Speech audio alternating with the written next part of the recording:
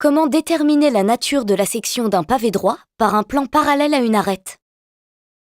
Considérons un pavé droit ABCDEFGH et un plan parallèle à une arête, ici l'arête BF, située sur le côté.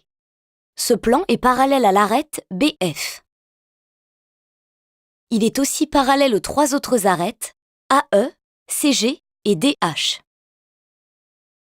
Que se passe-t-il lorsque ce plan coupe le pavé droit? La surface ainsi obtenue, ici représentée en orange, est appelée section du pavé par ce plan. Si on se place sur le côté, face au plan de section, on constate que la section est un rectangle. Un des côtés de ce rectangle a la même longueur que l'arête BF, à laquelle le plan est parallèle. Pour déterminer la mesure de l'autre longueur, il faut observer le pavé en vue de dessus. Le côté dont on cherche la longueur est en fait l'hypoténuse d'un triangle rectangle. Selon les données de l'énoncé, on peut calculer la longueur de l'hypoténuse avec le théorème de Pythagore par exemple, ou avec le cosinus ou le sinus.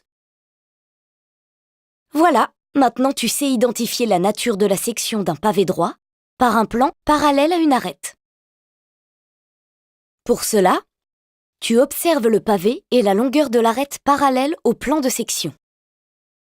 Tu en déduis que la section est un rectangle dont l'un des côtés a la même longueur que l'arête parallèle au plan. Tu peux déterminer la longueur de l'autre côté avec la propriété de Pythagore ou la trigonométrie.